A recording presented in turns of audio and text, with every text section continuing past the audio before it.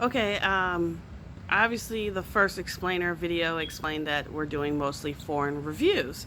The thing about it is that a lot of foreign movies and shows are converted to American audiences, and they change, or there's shows that are from Australia or Canada, and they just have it where they take out obvious things to make them feel like it's in LA or the East Coast, but it's actually, in Ontario or Melbourne or something like that, because basically most places look kind of the same for the most part. There are obviously differences in certain places, but for the most part, unless you see certain places, you don't actually know.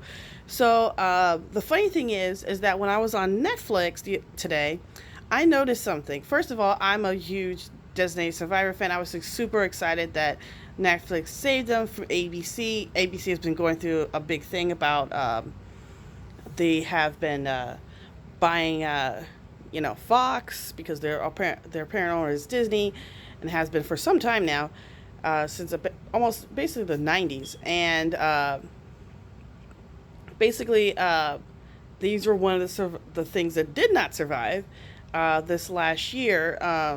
Netflix also saved Lucifer, but I'm assuming that there's not going to be a foreign language Lucifer because there's so much sex in it.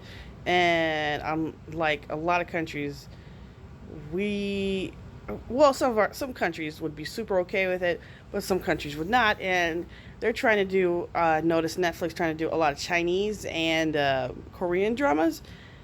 Yeah, that stuff won't fly over there. So what I did find out, one thing, I believe there's another season coming up. Two, there is a Designated Survivor, 60 days, a Korean language. It's not a spin-off, but a sister show to it, because it basically has the same premise, but with obviously there are differences. And I'm going to have a review of it once it's like almost halfway. Right now there's only 2 episodes up, and I feel like depending on what's on the 2 episodes, I may not give a review. Obviously, if after the 2 episodes, I have to keep going with episode by episode review, and where I may do that, I may not. It just depends on if there's enough differences and enough, leeway from this review that it will make sense. So I'm doing this review on the anticipation that it's going to be a whole different series and be very fresh and very good. It should be, since it's a different country and they have different laws. So first, I'm going to have the Designated Survivor review. Now, Designated Survivor has not been going on for a long time, and it stars Kiefer Sutherland, and it has some Kel Penn in it and some other people. But basically, it has a couple of main characters. Some of the characters obviously have died through it, and we're not going to give a lot of spoilers because I'm just going to give a roundabout of review. Because if you want to actually watch this, it's on Netflix right now, and I don't want to spoil anything. But I'm going to give the rundown, and if when I do the review for, because I'm pretty sure I'm going to do a review of the first 2 episodes, and or at least a couple of episodes of the Korean language, and hopefully there's a big giant difference. But if it isn't, I'm so sorry, because if it's not, then there will be spoilers for that video, obviously for Disney Survivor, because it's basically the same show. Basically, Disney Survivor is just like that. A Disney Survivor is somebody in the government that they pick, who, in times where there's a great speech, like everyone's all together at one point, at specific times and places, that person is pushed to the side, put in a secure place, so that in case something happens, because everyone's in one place, that there is still someone who can run the country. It has happened during September 11th, where a person was in a secured place. It has happened in many different times where it seemed like there was going to be a big giant issue, and many people could die in the government, and everything was worked out. So in the first episode, because the first episode basically, if you've watched the trailer for it, that's basically the first episode. You find Kirkland, that's Kiefer Sutherland's name in the character, and he is in the Department of Housing, and he works in the government. The funny thing is, he was about to get fired, or say moved around on that day, and he gets to be picked. He doesn't think it's a big deal. He's already pissed off because you'll find out later that he moved here and did all these changes to his life for this job, and now he's being moved around once again, which is really pissing him off because he feels like he hasn't. One thing is he feels like he's annoyed because he's not haven't done enough, and because he feels like, they really don't respect him like they should. So he goes in and he's watching TV. He's paying attention to the speech that in the House of Representatives. Everyone's there. The place blows up. It is a bombing. Everyone, except maybe I think one or two people. Maybe one or two people die. The only people else who survive are people who actually didn't attend, and there's a big conspiracy to figure out what just happened. Because is it terrorism?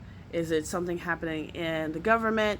He doesn't know, but he is the designated survivor. He now, a person who's basically only been in housing, was about to be fired, is now the president of the free world. What does Kiefer Sutherland do? And I know what you're thinking. He's in the other show. He should be a badass in this. And as the story goes on, I will tell you that there's sometimes where it goes a little slow. It does rev up at once he figures things out, once a lot of things happen. The story kind of goes into, he has a cabinet of people with him that he picks, one that's already been with him, who's already been helping him in housing, and a cabinet of people who come together, fresh faces to the government, who help him not only with speeches, but with just figuring out what to do in the government. He needs to go through politics, fears about Muslims, which is stupid because spoiler, it's not terrorism and it's not Muslims, but obviously people have a freak out. And if you're from another country and you're like, oh, this is annoying, don't worry, he does the right thing. Don't be triggered. I know our government has been triggering a lot of people. But this is a good show. It's run by ABC. And ABC for the last couple of years have been, we don't play that foolishness here. We're not a hate channel. We are not closed-minded channel. So we have a diversity on our channel. So, it's part of Disney saying, everybody, let's enjoy ourselves. And so that's how that is run with a lot of situations. There is an overarching stuff with the conspiracy. When he goes to figure out, he has the Hannah Wells, who are with the FBI, goes out to find out what happened, and she's the sleuth who goes out and figures out it's the inner workings of the White House, of the West Wing, of politics, of understanding that people are coming in, not understanding what's going on. It's very cool. It's very fun. It's fast-paced, then it's slow. There's also the dynamic of his wife, who is a high-powered attorney, and her understanding that she can't move the way she did before because she doesn't just represent herself anymore. She represents the government, and her views are different, and there's things that happen with that. It's a really good story. He has 2 kids, and that dynamic changes through the seasons. This last season, his son was not in the episodes. It wasn't like that. It wasn't touched on, but I think it was a matter of his son had to move on because of how it was canceled. So that was probably why. I don't know if his son will be in it for the seasons coming up, but that's something to if you get to that far and you're like, what's going on? That's what happened. It's a great show. It's about an hour long per episode, so it's not an easy binge through because there's a good enough seasons. And remember, it's not Netflix short, so a couple seasons until we get to Netflix, which is a dramatic I wouldn't say a dramatic difference, but there are obviously you can curse and all that stuff, so that makes a big difference in what you're getting. Um, Similar to what happened with Lucifer, they got a shorter season, but they got to do more in a sense of budget and scope. So it's not a play by numbers kind of thing. But the seasons before, even though they are sitcoms, they were really good and they were really fun. If you enjoy this, then hopefully when I go to watch the Korean version of this, which is basically the sister show, because this is different, and I will explain why on that review.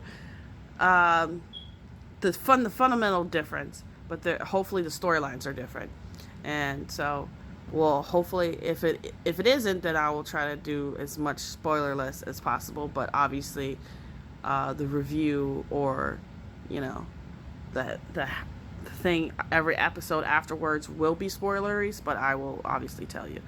So it's a great show. It's one of those great shows that got saved by Netflix. So if you really want to watch it, please go ahead and watch it. All right. Bye.